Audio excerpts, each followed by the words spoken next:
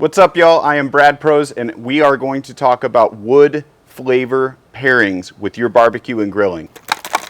This video today is brought to you by Western Premium Barbecue Products. They have a lot of great varieties of different woods for both smoking and grilling. Now, there's a lot of different woods, and they do a lot of different things, so I'm going to try to keep it simple and break it into three categories. We're going to look at mild, medium, and strong smoke flavors, and I'll talk about each of them. All right. Let's start with apple. This is one of the mild smoke flavors. It's a nice gentle flavor that's going to be really ideal for any foods that have like a higher level fat content, such as pork, salmon, or even vegetables that are seasoned with some oil and fats. Some of my favorite ways to use apple is actually to mix it with some other blends too, to kind of amp up that overall smoke profile with like bacon, ham, or pork ribs. All right, where's the maple?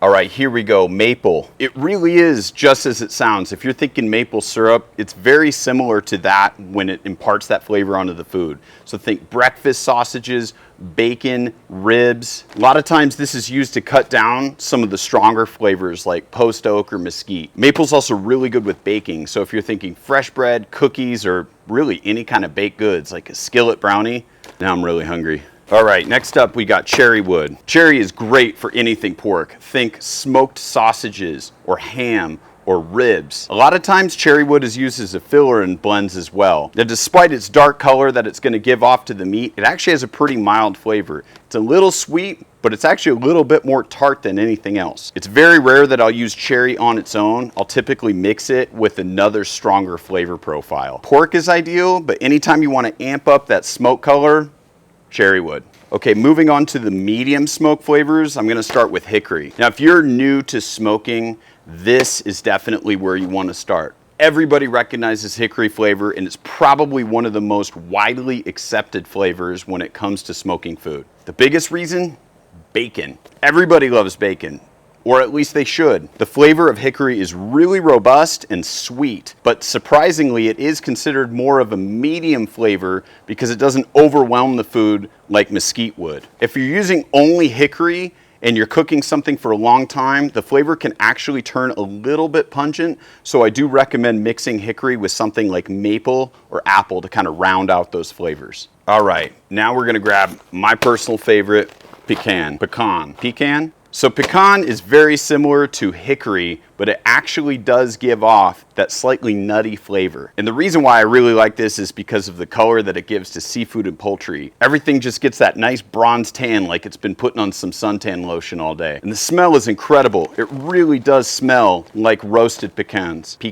I highly recommend using this with anything poultry, including turkey and duck. A lot of pitmasters swear by using this for brisket, so try it with some big cuts of beef. Now this one might surprise you, but this is considered a medium flavor smoke, post oak. And when you probably hear that, you're probably thinking traditional Texas barbecue. A Central Texas barbecue swears by post oak. However, different regions of Texas will use different woods, such as pecan. Now, what's interesting about post oak is it actually produces a heavy amount of smoke, but it's got a medium flavor. Now, anytime you just want smoke flavor and you're not looking for a sweet or tart or nutty profile, post oak is the way to go. This is probably my most used because I will use it in a combination of one or a few of these different flavors when I'm just trying to create a bigger profile. Anytime you're going to be grilling steaks or burgers, post oak is probably my recommendation to sprinkle right over the coals just to give that really strong kiss of smoke. Last but not least,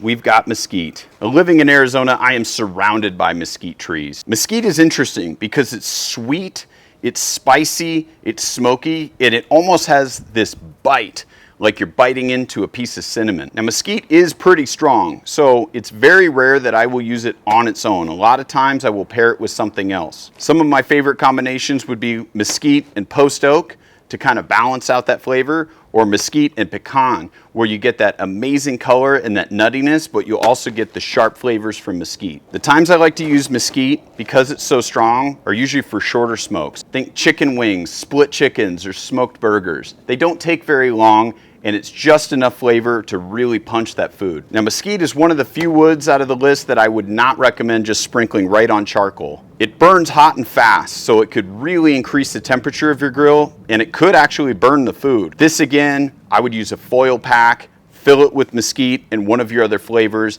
get that heated up, and then you can get going. It doesn't matter if you're gonna be using wood chunks or wood chips, the flavors are gonna be the same across the board. Check out some of the other tutorials on how to use wood chips and other wood products. Cheers.